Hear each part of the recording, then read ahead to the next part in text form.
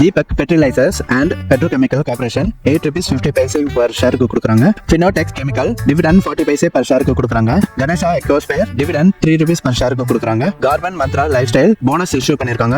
1:1 ஒரு ஷேர் வச்சிருந்தா ஒரு share free. Goa Carbon dividend 10 rupees per share க்கு கொடுக்குறாங்க.